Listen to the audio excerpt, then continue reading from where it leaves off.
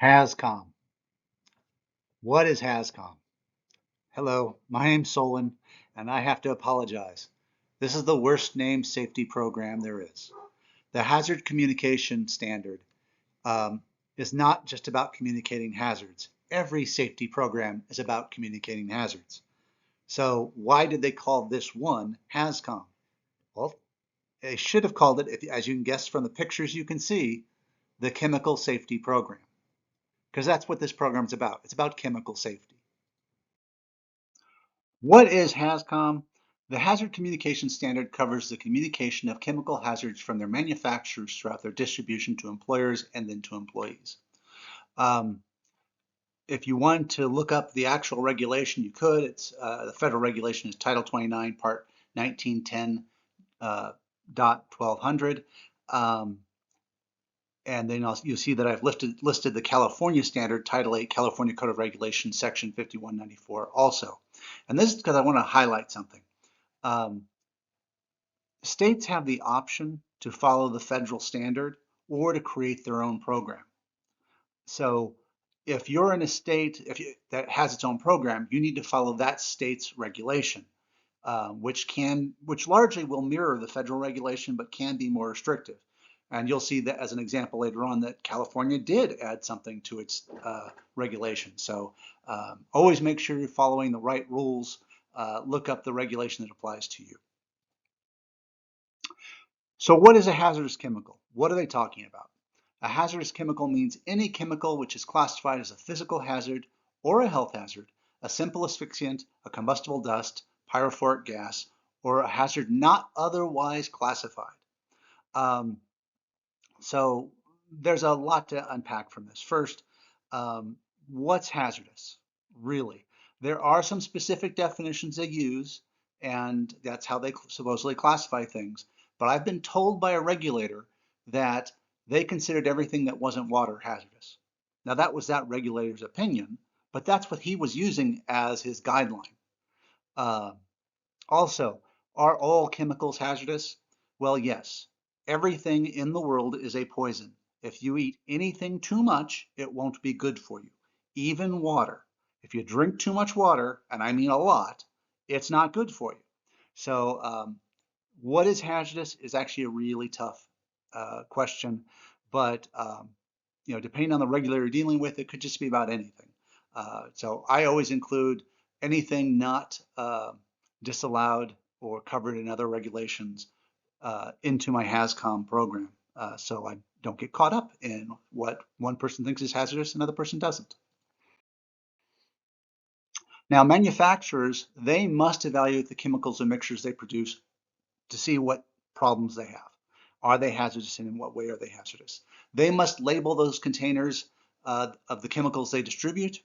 This includes importers and distributors of chemicals. So let's say you have someone making a chemical outside the US, an importer wants to import it. Now that importer is on the hook for making sure all the containers are labeled and all the documents have been created. Um, they must produce a safety data sheet detailing this information and make that sheet available to their customers.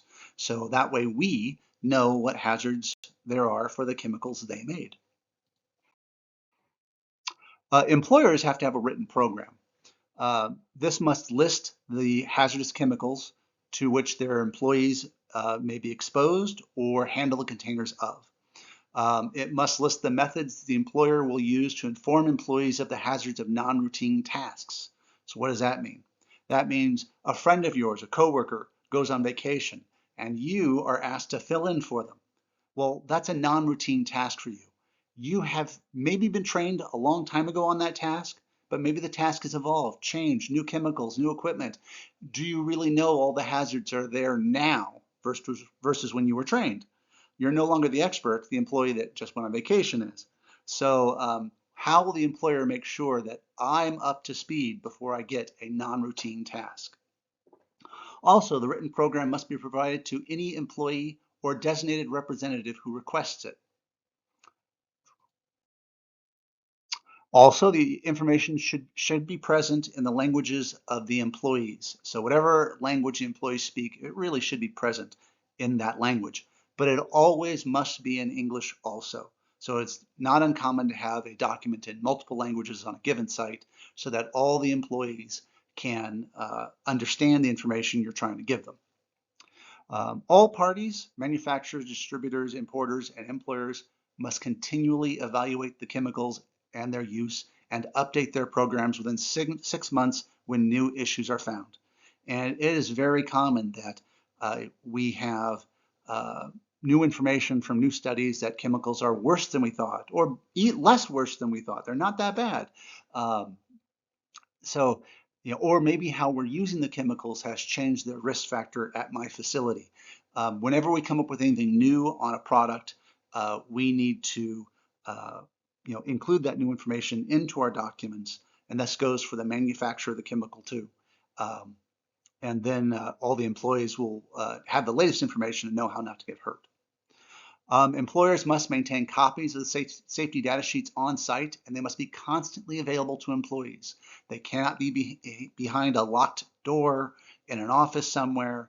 They must be constantly available to employees who will have a question at 2 a.m. and need to go look up something.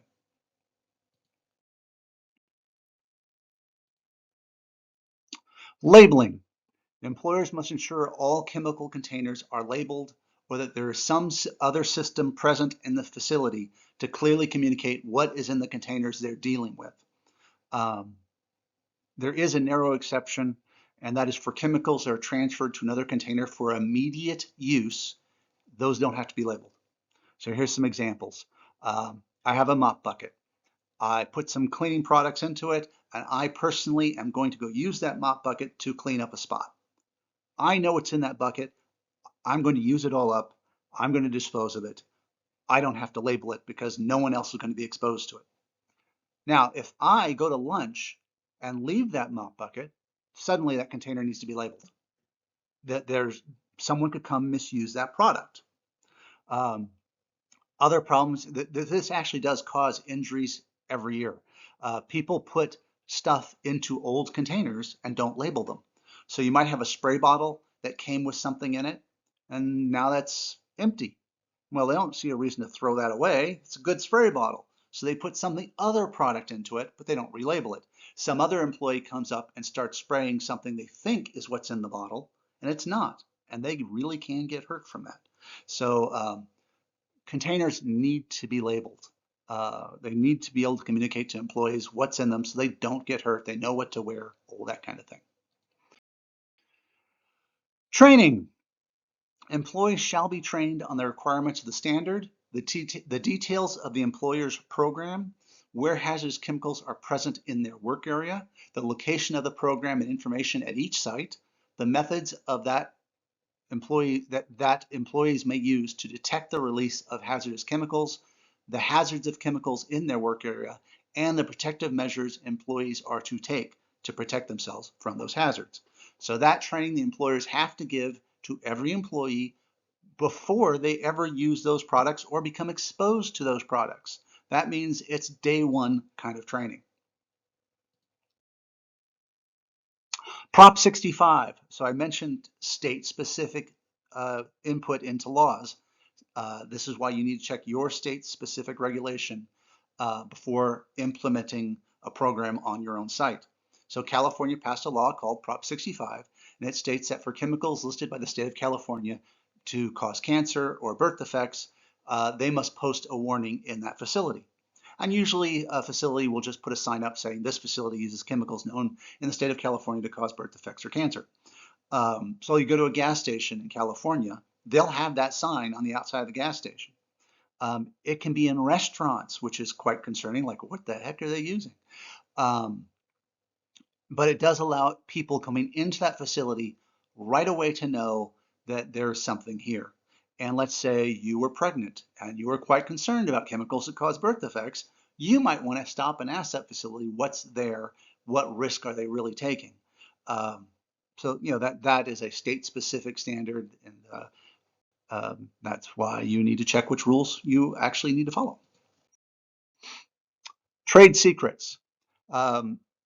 Companies have exceptions for trade secrets. Why? They don't want to tell you what's in their stuff. They don't want someone to write down their formula, make it themselves, and sell it for cheaper. So they can, by law, hide some information in their safety data sheets.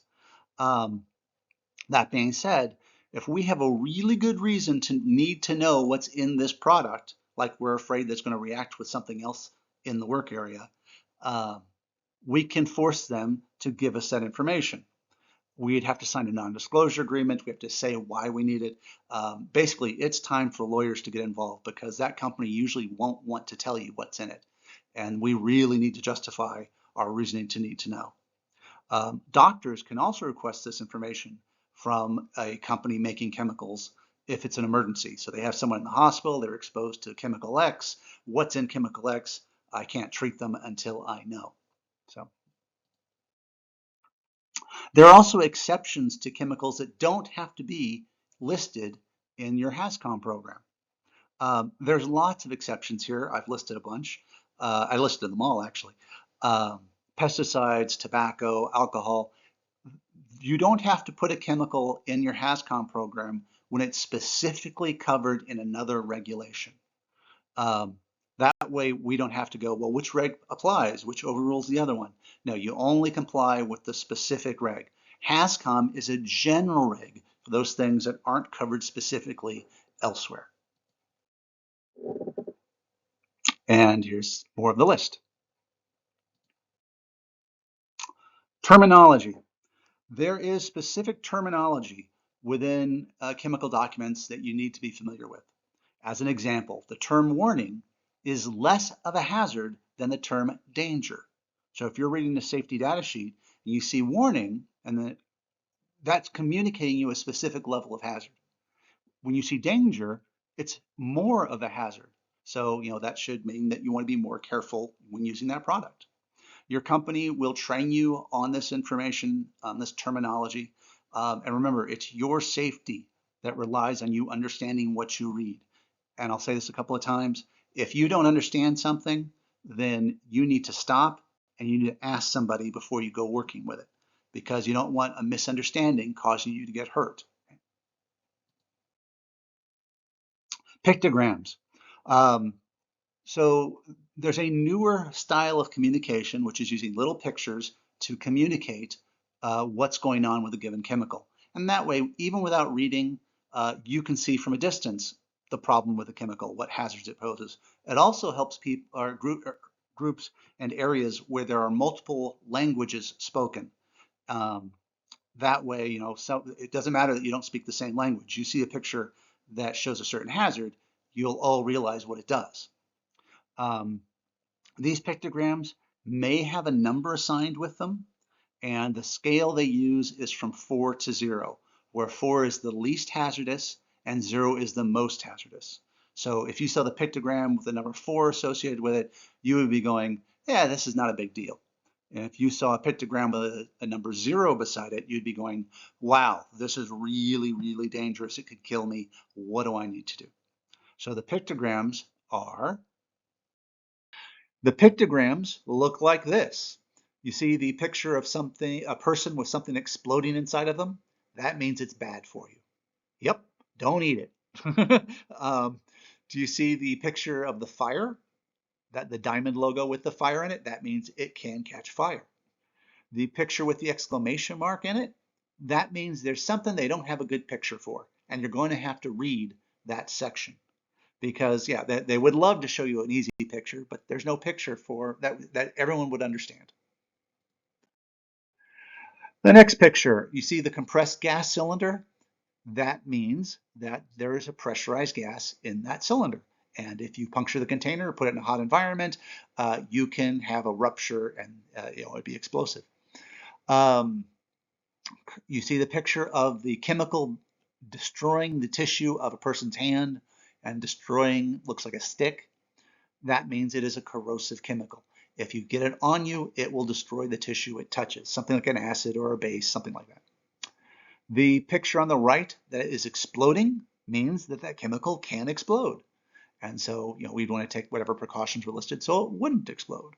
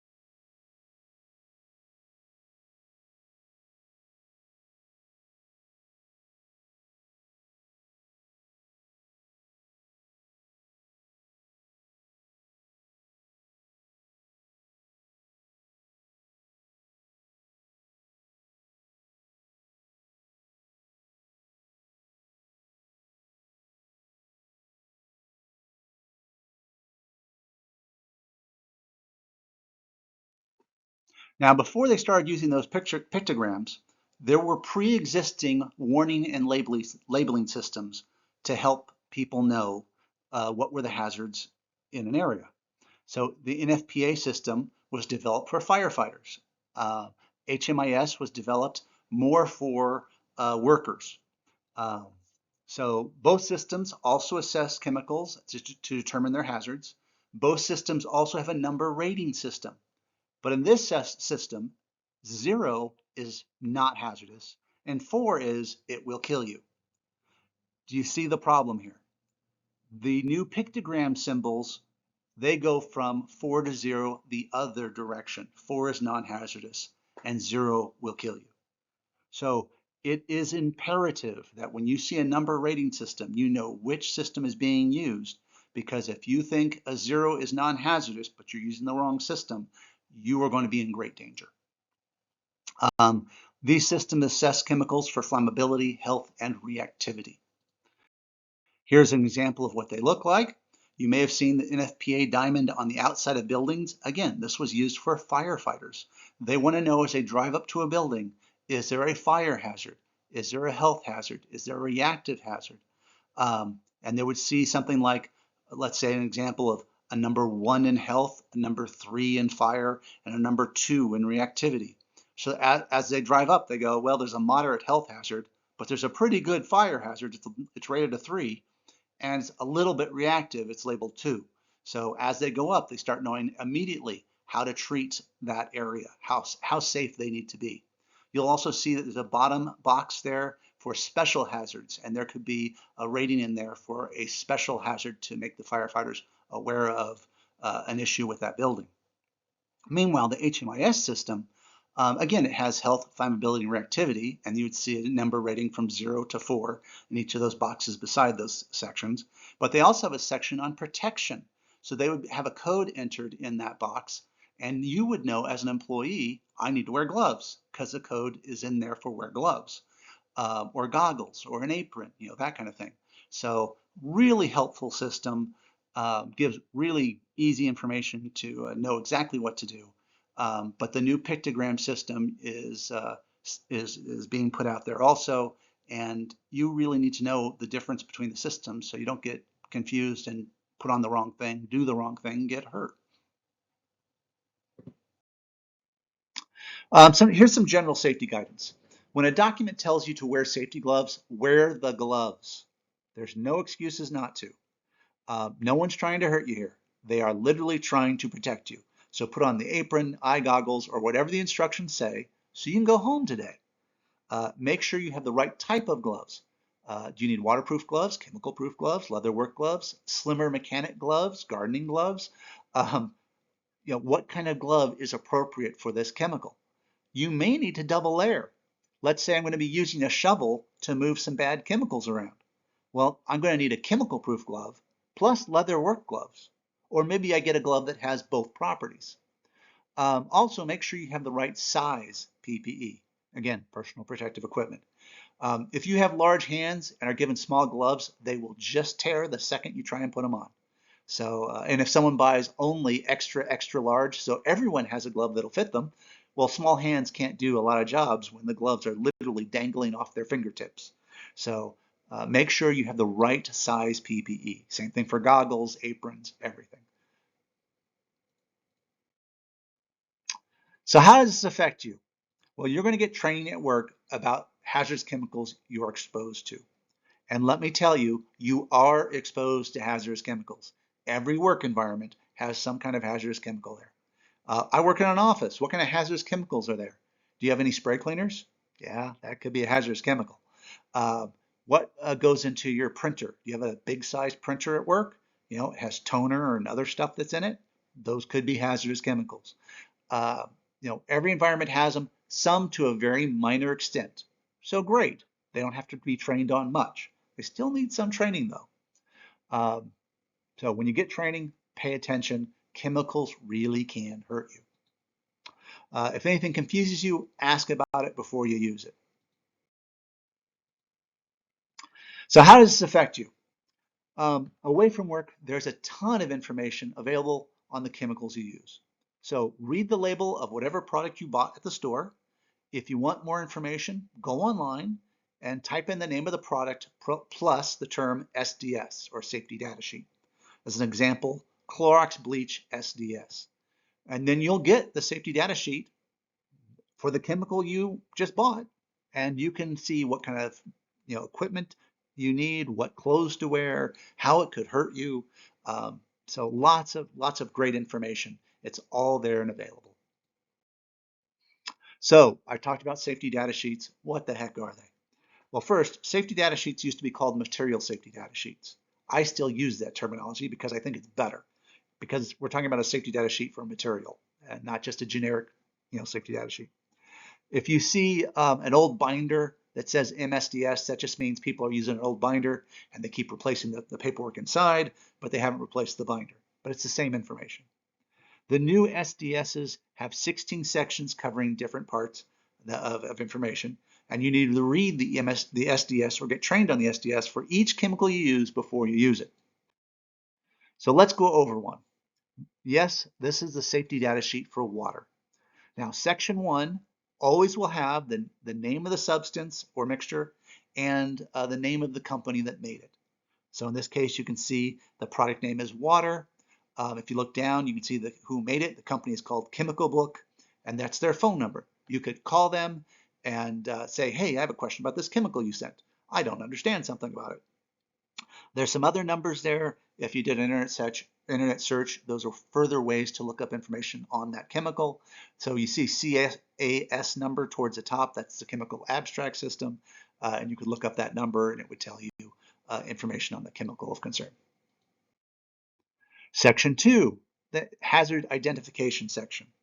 Now this is a great example that not all safety data sheets are good.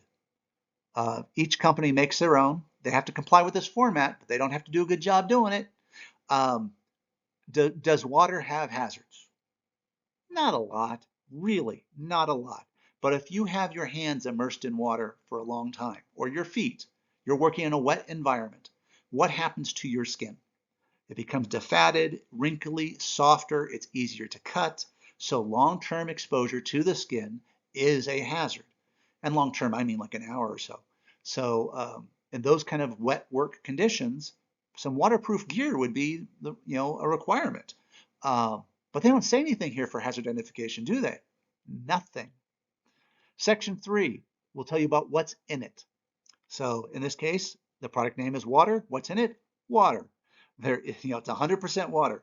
If there was other stuff, they would list what was in here unless it was a trade secret and the percentage of each. Section 4, the first aid measures. Now again, not much can go wrong with water. It shouldn't be hard to write this section. So let's see what they say. If inhaled, if not breathing, give artificial respiration. Is that something specific to water, or do you think that's just generic first aid stuff? That is really bad. If inhaled, if what, a mist of water, I now have to check to see if they're breathing. This is not. They should say if immersed, if drowning, if they should be more clear on the first aid that you'd be responding to here, because this is just generic first aid information. Most important symptoms and effects, both acute and delayed. Acute means right away. So an acute injury means I tripped and hurt my foot. So it's right away.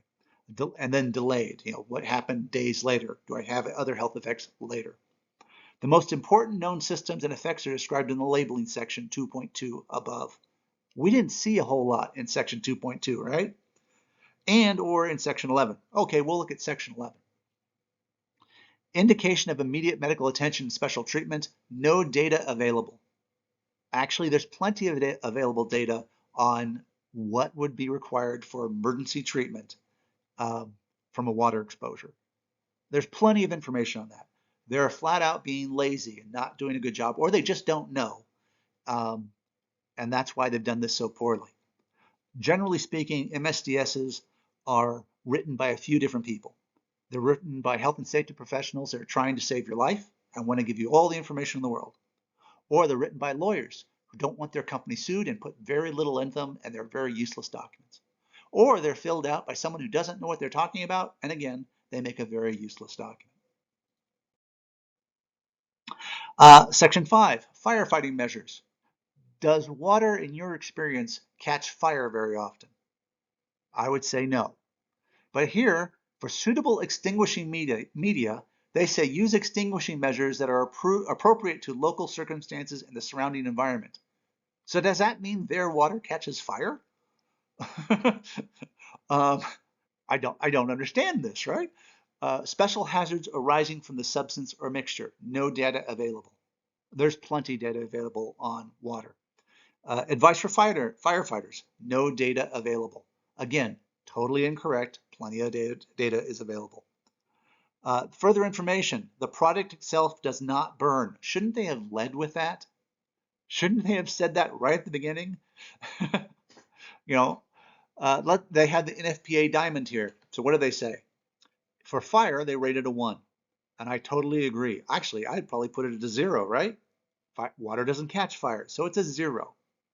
Um, but look for health. They put it at a 4. What are they thinking? So water, if it touches me, I'm done for. That doesn't make any sense. And for reactivity, they listed as a 3. Water is not extremely reactive unless it's with very specific chemicals. There are some mixtures that you don't do. But generally speaking, water is not extremely reactive. So what are they rating this for? Section 6, accidental release measures. So this section will detail, what do we do if there's a spill? Do I just go get a mop and mop it up? They say for personal precautions and personal protective equipment and emergency procedures, see personal protection under Section 8. So we will. Environmental precautions, no data available. Really? Well, I know this thing we do called watering, where we water plants, and it's generally encouraged. So I'm thinking the environmental precaution might be just to let the water soak into the ground. So no data available, again, makes no sense. Methods and materials for containment and cleanup, wipe up with absorbent material.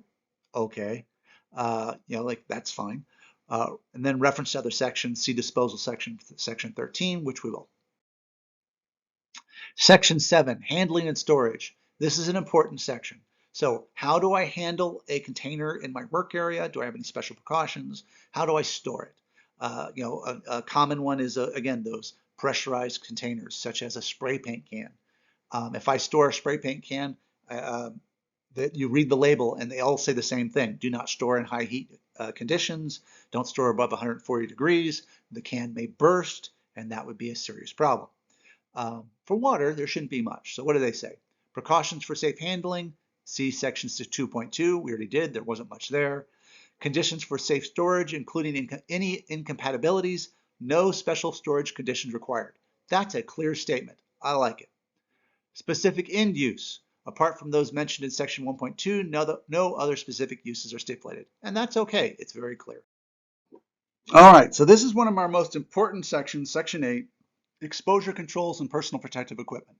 So we've learned supposedly what the hazards of this chemical are, and now we need to control those hazards. So here they might say the ventilation requirements for a given chemical, such as chemical shall have sufficient ventilation to not exceed any exposure limits. So that would be a fine thing to say. If for water, usually water is not airborne. Usually it's going to be in the liquid state around us. So airborne exposure limits usually is an issue. And even when it's in the air, it's usually not much of a health hazard. But for a lot of chemicals, that really is an issue. For other engineering controls, they may list specific ways to make sure that employees aren't exposed through equipment or processes. So they would list that here. In this case, hazard composition and occupational exposure limits does not contain substances with occupational exposure limits. For water, that makes sense. It's generally not that bad for you. Appropriate engineering controls handled in accordance with good industrial hygiene and safety practice. That's really not great. I mean, they could say, good engineering controls, would be to make sure that areas that will be wet constantly with water will have good traction. That kind of thing. So what kind of personal protective equipment should we be wearing for water? Skin protection. Handle with gloves. Gloves must be inspected prior to use. Use proper glove removal techniques, and then dispose of contaminated gloves after use in accordance with applicable laws and laboratory practices. Wash and dry hands. The selected protective gloves have to satisfy these specs. So after I take off my gloves, I have to dispose of them like they're really dangerous, apparently. And then I have to wash my hands. So what I'm going to wash my hands with after they may be contaminated with water? This is not well written, correct? I'm going to wash my hands with soap and water to get all that water off my hands. So yeah, they could be much clearer with that. As for the material to be used, they're recommending nitrile rubber. But there's other waterproof materials that your gloves could be made out of. So this is just their recommendation. Respiratory protection, no special protective equipment is required. Makes total sense. And then control of environmental exposure. Prevent product from entering drains. Huh? Where do you think water normally goes? It goes down the drain, right? Section 9 is on the physical and chemical properties of whatever product we're using. People want to skip this section. Flat out, most people don't read it. I want to encourage you to read it. Now, some of it you may not understand, and that's totally okay, but some of it you will. And you'll see why it's important in a second. So, what's the appearance of this chemical? It's a colorless liquid. What's the odor? No data available. Okay, that's flat out wrong. Water has no odor. So, they could say no odor. But let's say there was a chemical of concern, like gasoline, and it said it's colorless, but it has maybe a slight yellow to it. An odor has a distinct odor of gas, but they would describe it better than that. And now you are armed with, I see a spill in my work area. What could that be? Now that you know the odor and now you know the color, you have a clue of what that chemical is. It's really important because otherwise you're going, I don't know what it is. Do I just mop it up and throw the stuff away? And that could be very bad for the environment and for you. Look at the boiling point. If you have a boiling point of, let's say, just 30 degrees, that means it's going to boil off pretty much whatever temperature you're going to be working at.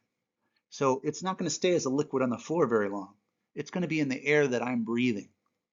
And suddenly I become much more concerned about what the health effects from breathing this chemical in are because it's in the air.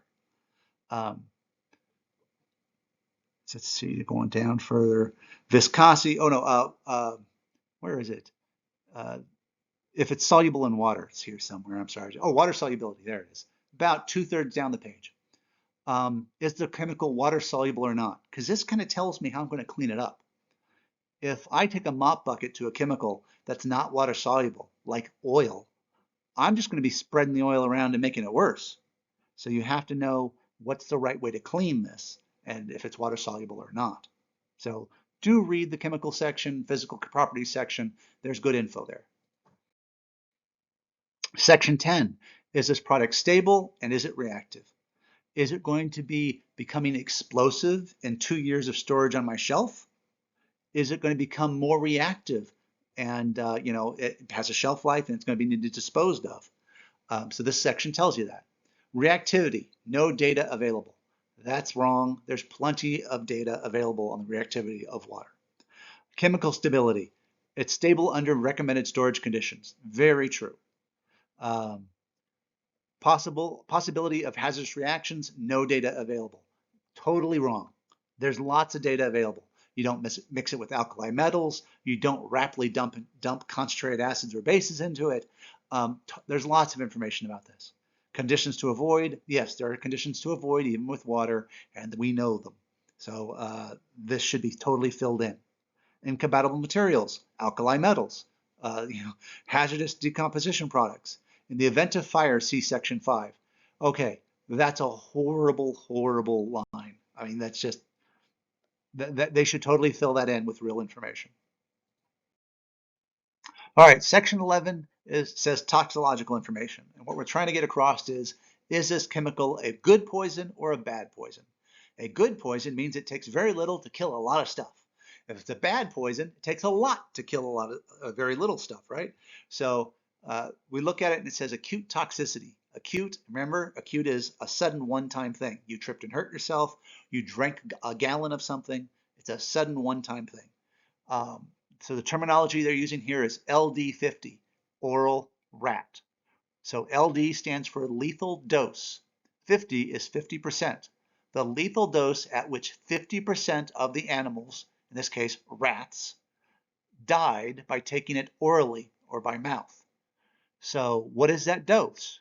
90,000 milligrams per kilogram. That is a lot. That's a giant number, right? Is this a good poison? No, it took a lot of chemical to kill the half of the rats that were there. And that means it's a bad poison. I'm not very scared of big numbers. Now, if this said 0.001, I am very scared of this chemical. That would mean that very little kills a lot of stuff. So I don't want you to be a technical person. All I just want you to look at is this a big number or a small number? Big numbers don't scare me. Small numbers do, because that means it's a very good poison. Then some of the other categories. Skin corrosion or irritant. No data available. That's wrong. There's plenty of data available. Serious eye damage or eye irritation. What do eye washes have to clean out your eyes? Water. So this is not going to cause eye irritation, but it says no data available. Respiratory or skin sensitizer. No data available. That's wrong. Is it a carcinogen? No, it is not a carcinogen. It actually says it under carcinogen. Great. Reproductive toxin. No data available. No, water is not a reproductive toxin. So this is not a very good safety data sheet. This is a real safety data sheet, though. This is be something you see. So what do we do when we see one that's this bad? We have questions. We go and ask our supervisor, our coworkers. This is not clear. I need some clarification. Next section, section 12, ecological information. Is this chemical bad for the environment or good for the environment? Well, water is kind of needed, right? Plants won't grow without it. Now, a flood's bad, but short of a flood, water's a good thing. Toxicity, no data available. Right. Persistence and degradability, no data. This is all just very bad. Mobility in soil, no data available. Water goes straight through soil. Soil's a sponge for water. Whoever wrote this did not even try. Section 13, disposal considerations. Do I need to throw this away in a special container to a special landfill? Does it need to be incinerated, or can I just put it in the trash? Can I dump it down the drain? This one says, product taking into account local regulations, the product may be disposed of as wastewater after neutralization. Okay, maybe dispose of wastewater. I got that, but after neutralization, if it's just water, there is no neutralization required. Just pour it down the drain. Section 14, transport information. If I'm a trucker, are there any signs I need to have on my truck? Is there any special shipping requirements? Is there a maximum amount I could ship? All that would be listed here. Section 15, regulatory information. Is there a specific law that I have to comply with in regards to this chemical? If there is, it would be listed here. Section 16 is other information. In this case, they just put abbreviations down so you could look them up here and not have to go looking them up online. But basically, this is for the manufacturer to put down something they just really want to tell you.